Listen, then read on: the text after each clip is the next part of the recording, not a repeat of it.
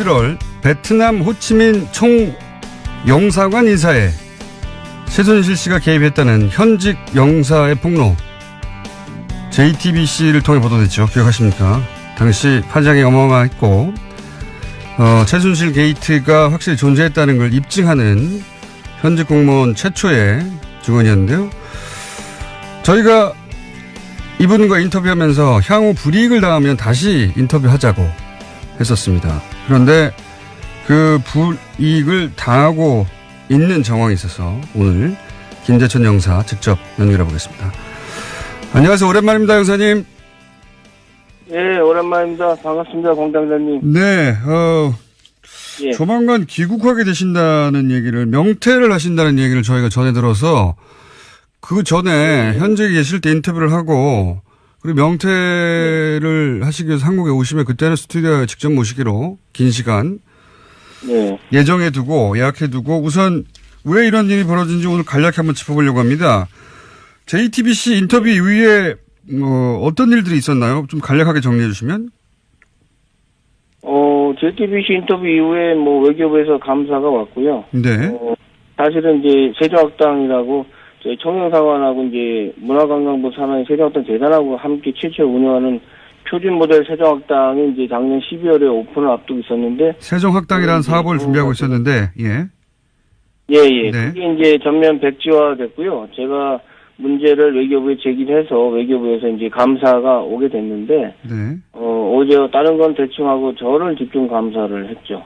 그러니까. 어제 제가 저 때문에, 예. 제가 이제 전후를 잘 모르시는 분들을 위해서 잠깐 정리하면, 총영사가 바로 최순실 인사라고 했던 그 총영사입니다. 총영사가 의욕적으로 추진했던 세종학당이 외교부 감사로 중단이 됐는데, 그런데 외교부 감사에서는 그 책임을 오히려 김재천 영사님에게 묻더라, 이런 얘기입니까? 그런데 총영사의 결재를 받고 제가 이제 의욕적으로 추진했던 사업을 이제 총영사께서 이제 없던 걸로 했고요. 외교부에서 무관심하게 있었고 거기에 대해서 제가 외교부에 지도 감독을 해달라고 했는데 결국은 제가 저 때문에 이 세종학당이 안 되는 걸로 이제 그게 뒤집어 씌우는 결과가 돼서 저를 감사를 했죠. 약간 이상하게 됐는데. 결론적으로는 이게 다 그냥 아무것도 아닌 그 음해였던 걸로 결정이 났죠. 그러니까 총영사가 결재는 했지만 지금 영사님이 굉장히 중요하게 진행하던 사업이 있었는데 세종학당이라는 그 세종학당이 민간 합작 네네. 요 세종학당 사업이 인터뷰 이후에 갑자기 중단이 됐다. 그래서 감사를 요청했는데 거꾸로 영사님 때문에 중단된 것으로 뒤집어 씌우더라. 이런 얘기군요. 예. 감사를 당해야. 제가 말씀하십시오. 세종학당 재단 측에 사실 미안한 마음이 있죠. 저를 믿고, 총영사관을 믿고, 1년 동안 준비했는데, 그것이 이제 안 되게 됐기 때문에 너무 예산적 낭비도 심하고, 상당히 1년 동안 필요하게 된 게 상당히 개인적으로 굉장히 가슴 아프게 생각합니다. 총영사에 대한 관리 감독을 요청해서 지난 12월에 외교부 감사가 들어왔는데 총영사를 감사를 한 게 아니라 영사님을 감사했다. 예, 그런 얘기군요. 예. 그리고 또 여러 가지 자잘한 일들이 많았던 걸로 제가 들었는데 그 중에서 발령 전보가 있더라고요. 지금 거의 그 주요 경력 대부분을 지금 베트남에서 계셨는데 17년간 25년 중에 외교부 25년 중에 베트남 17년 근무면 베트남 그야말로 전문가신데 발령 전보를 내렸다고요? 어떻게 내렸습니까? 저 같은 경우는 이제 그 관련 규정이 있어서요. 장관이 불가피하다고 인정하는 경우에만 이제 전보할 수 있게 돼 있거든요. 네. 제가 베트남 전문가이기 때문에 제가 이제 그 전담직이라고 하는 베트남 붙박이라고 하는 그런 직을 선택을 했는데 승진 포기하고 근데 그것에 무관하게 이제 오래 근무했다라는 대충 그런 이유로 해서 서울로 한국으로 발령 나게 됐습니다. 서울로요, 갑자기. 17년간 베트남 전문가인데 갑자기 서울로 와라. 그리고 이런 건 어떻습니까? 이럴 경우에 이제 그 흔히 지난 정권에 쓰던 방식이 네. 개인 사찰을 하거나 또는 뭐 말도 안 되는 모함을 하거나 이런 일들은 박근혜 정부 내내 사실 말 듣지 않는 그 공무원들에게 있었거든요. 그렇게 밝혀진 경우도 있었는데 본인의 인터뷰 이후에 작년 12월 외교부 감사가 있고 그러면서 이런 식의 움직임은 없었습니까? 제가 이제 교민들한테 가장 중요한 민원 서비스, 여권 공정 등 어떤 체계에 필요한 업무를 7년 반을 민원실을 운영했는데요. 네. 그 민원실에 있는 행정 직원, 제 부하 직원을 압박을 해서 저에 대해서 뭔가를 캐려고 했고, 그 다음에 민원실 전화를 뭐 20일 동안 안 받았다고 외교부 감사관실에 누군가 이야기해서 말도 안 되는 해프닝이 있었는데, 사실 민원실 전화는 한 대밖에 없고, 우리 행정 직원이 받기 때문에 제가 전화를 직접 못 받거든요. 그래서 이런 식으로, 그다음에 교민들 몇 명이 이제 누군가 사주를 받아서 저에 대해서 1년간 집중적으로 이제 음해성 민원을 외교부에 넣었다는 얘기를 들었습니다. 너무나 황당하기 때문에 외교부에서도 크게 저한테 문의조차도 하지 않았고요. 그다음에 제가 지난 10월 달에 운전면허 갱신 때문에 한국에 휴가를 잠깐 다녀왔는데, 이것도 조영사 본인이 결제를 안 했다고 하면서 외교부에 저를 고발해서 제가 본의 아니게 처음으로 외교부에 들어와서 사유서를 쓰게 됐고요. 사실 유치합니다. 저는 총무과에 결제를 올렸던 절차를 밟았었거든요. 외교부에도 보고를 했고요. 네. 혹시 외교부에 근무하는 25년 동안 이런 사유서나 이런 문제가 된 적이 있습니까? 저는 한 번도 징계를 받은 적이 없고요. 오히려 뭐 모범 공무원상이나 이런 여러 상을 받았고요. 그렇기 때문에 제가 명퇴를 할 수 있었던 거는 제가 징계를 받았다면 명퇴를 신청할 수 없는 조건인데, 사실은 좀 말도 안 되는 황당한 거. 그다음에 일부 언론에 보도됐지만 주례 회의도 JTBC 이후에 월요일마다 하는 회의를 취소를 했고요. 주례 회의. 그다음에 7개월 만에 살짝 티타임 형식으로 이제 부활을 했는데, 제가 물었죠. 그 회의를 부활한 거냐 아니냐 했더니 그냥 바쁘지 않은 사람만 오라고 하더라고요. 제가 민원실 업무를 하기 때문에 자리를 잘 못 비우거든요. 그런데 그것조차도 아마 외교부에 제가 회의도 참석 안 하고 그런 게을리한다 이런 식으로 보고했을 것으로 추측을 합니다. 사실 1년 동안 총영사 얼굴을 한 번 못 봤고요. 다른 영사들 얼굴 10명 됐는데 얼굴도 제대로 못 보고, 나름 투명 인간으로서 총영사관에서 좀 고립됐습니다. 몸은 제가 편했는데 원래 제 모습이 아니기 때문에 뭔가 좀 일을 만들어내고 아이디어를 짜고 해서 이런 일들을 창의적으로 하는 스타일인데, 마음이 편해야 하는데 그게 아니다 싶은 생각을 사실 1년 동안 했습니다. 총영사 얼굴을 못 본 지가 1년이 됐어요? 예. 회의에 참석하지를 못하니까. 회의가 아니라 이제 회의 자체를 이제 회의를 없애고 티타임 형식으로 만들었는데 거기도 오지 말라고 하니까. 7개월 후에 만들었는데 이제 그것도 이제 비공식이니까 자기들끼리 모여서 이제 회의를 한 거죠. 이제 저는 이제 아예 총영사관에 없는 존재로 이제 된 거죠. 대외 활동 자체가 제가 이제 못하고 업무가 축소돼서 민원실 사무실만 지키는 업무를 했죠. 휴가를 갔다 오겠다고 총무과에 결제를 올렸는데 그 결제를 총영사 본인이 안 했다고 나중에 주장하면서 고발해가지고 사유서도 썼다. 예. 그리고. 예, 외교부에는 제가 총무과에서 보고를 안 해서 제가 보고를 했거든요. 제가 운전면허증이 금년 말에 갱신 안 하면 없어지니까 당연히 해야 되는. 교민 몇 명이 집중적으로 음해하는 민원 내용이 예를 들면 어떤 겁니까? 다시 한번 말씀해 주시겠습니까? 그러니까 지난 1년간 교민 몇 명이 계속 돌아가면서 음해성 민원을 넣었다고 했는데 그 내용은 어떤 겁니까? 간단하게 예를 들면. 사실은 제가 그 내용은 직접 외교부에서 들은 게 아니고, 네. 중간에 어떤 분이 외교부에 지금 간부를 아시는 분이 있어서 저에 대해서 투서를 많이 들어와 있다, 집중적으로. 근데 그 내용이, 왜냐면 제가 저를 아는 분들은 저에 대해서 이렇게 비판적인 얘기를 많이 안 하시거든요. 그러니까 전혀 관계가 없는 분들이 어떤 식으로 내용을 했는지는, 왜냐면 너무 그 내용 자체를 저도 알 수가 없고요. 직접 받으신 게 아니고 아마 알고 있을 것 같은데 외교부로 직접 보냈으니까. 많은 일을 겪으셨네요. 예. 그 전화를 안 받았다고 하는데 원래 전화 한 통밖에 없고 행정직원이 받는 거기 때문에 본인이 원래 전화를 직접 받지 않는데 그걸 안 받았다고 또 고발하고. 그래서 결국은 그런 것들이 쌓여서 명퇴를 결심하게 된 겁니까? 사실은 제가 이제 외교부에 25년, 베트남에 17년, 호치민만 2번에서 14년 근무했거든요. 근데 제가 좀 재공관 업무라는 게 사실은 공관장, 총영사와 대사를 잘 만나야 되는데 95년에 제가 호치민에 처음 나와서 조금 못된 총영사 만나서 고생을 많이 했습니다.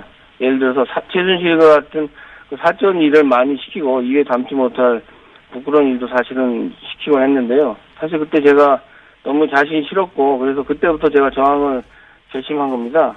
그러니까 승진도 안 되고 또 윗사람 말 안 들으니 힘든 시간이 많았죠. 그런데 이제 외교부에서 저희 정체성을 찾게 한 것이 사실은 노무현 대통령께서 이제 만드신 각 부처 혁신 토론방이었는데 그때 제가 노무현 정부 들어서 혁신안을 자체적으로 많이 냈죠, 실명으로. 근데 이런 것들이 반영된 것도 있고, 근데 그것 때문에 찍혔고요. 이제 외교부 직원들, 하위 직원한테는 제가 많은 지지를 받았지만, 간부들에게는 문제 인물로 찍혀서 좀 고생을 했습니다. 참, 개인적으로 힘든 시기였죠. JTBC 인터뷰는 사실 그렇다면 그렇게 쌓여있던 문제의식이 한 번에 터진 거군요, 말하자면. 예, JTBC 인터뷰는 사실 필연적 운명이라고 생각합니다. 그냥 지나칠 수 있었지만 제가 평소에 문제의식을 갖고 비판하고 행동해왔던 일이었기 때문에 그냥 따지지 않고 할 수 있었죠. 사실 외교부에서 사직은 오랫동안 생각했던 거고요. 좀 더 다니면서 제가 가장으로서 책임을 가지고 공무원 생활을 했으면 좋겠지만 평범하지 않은 공무원 생활을 한 저이기 때문에 지난 시간들이 참 힘든 시기였고요. 사실은 좀 쉬고 싶은 생각도 들었습니다. 제가 언제까지 외교부에서 홀로 투쟁만 하고 살 수 없기 때문에 인생을 크게 멀리 볼 때 외교부에서 제가 오래 남는 것도 도움이 안 된다고 생각하게 됐고요. 제 아내도 동의하고 적극적으로 지지해주고 있습니다. 알겠습니다. 어떤 일을 겪으시는지는 저희가 대충 알겠고요. 고생 많이 하셨고요. 예.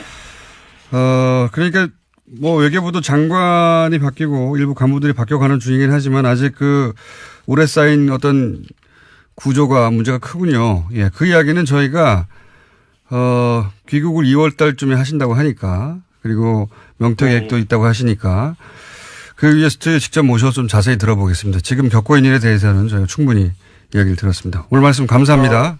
공장장님 제가 잠깐만 한마디 해도 될까요? 한마디요? 예, 짧게. 여보세요? 예, 말씀하십시오. 예, 모든 것이 하루아침에 바뀌는 건 없다고 생각합니다. 정권이 바뀐다고 해서 모든 것이 바뀌는 것도 아니고 특히 공무원 사회는 외부 지속적인 자극이 있어야 변화하는 조직입니다. 자체 변화를 현실적으로 무리가 있고 그래서 국민들이 공무원 사회를 잘 감시하고 동시에 격려를 아끼지 않으면 그런 관심이 필요하지 않나 이렇게 생각합니다. 감시와 격려를 동시에 필요로 한다. 알겠습니다. 오늘 말씀 감사합니다.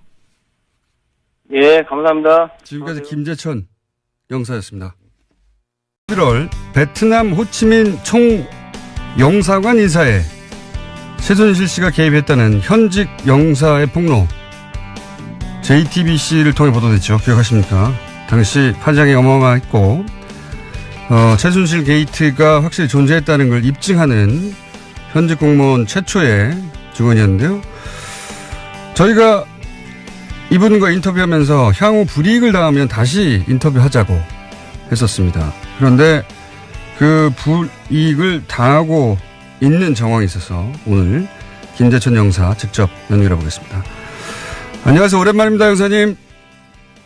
예, 오랜만입니다. 반갑습니다, 공장장님. 네, 예. 조만간 귀국하게 되신다는 얘기를, 명퇴를 하신다는 얘기를 저희가 전해 들어서 그 전에 현직에 계실 때 인터뷰를 하고 그리고 명퇴를 하시기 위해서 한국에 오시면 그때는 스튜디오에 직접 모시기로 긴 시간. 학단이. 합작, 예. 네네.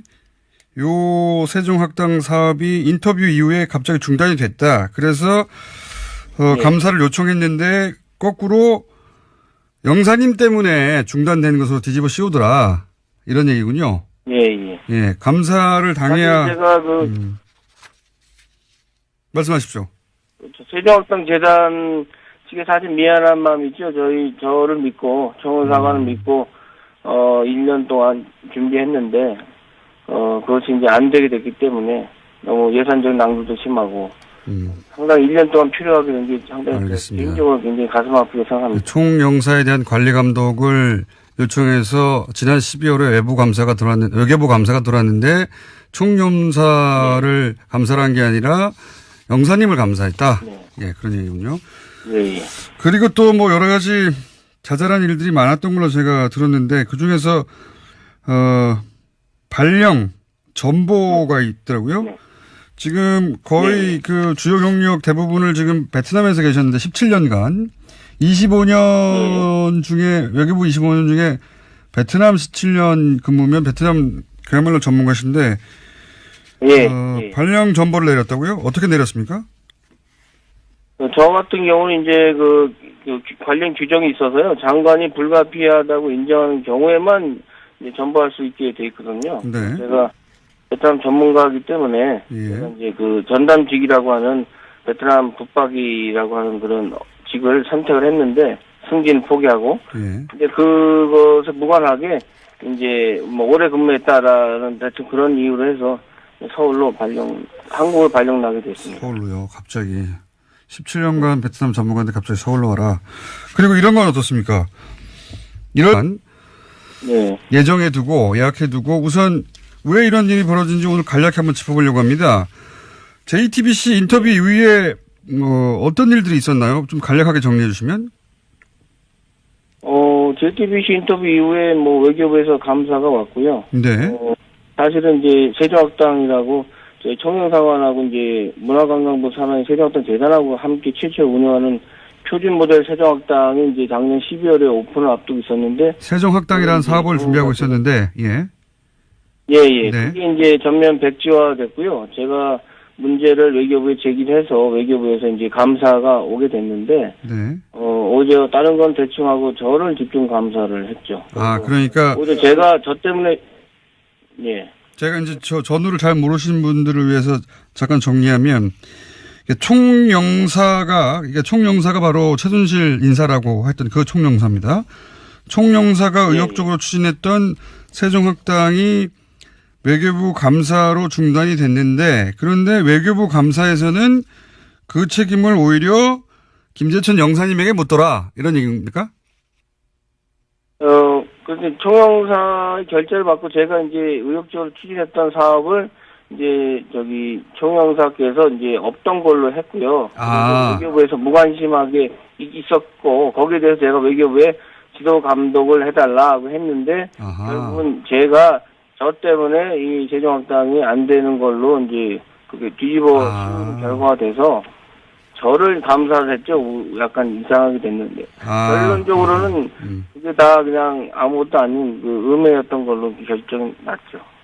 그러니까 총영사가 결재는 했지만 지금 영사님이 굉장히 중요하게 진행하던 사업이 있었는데 세종학당이라는 그 세종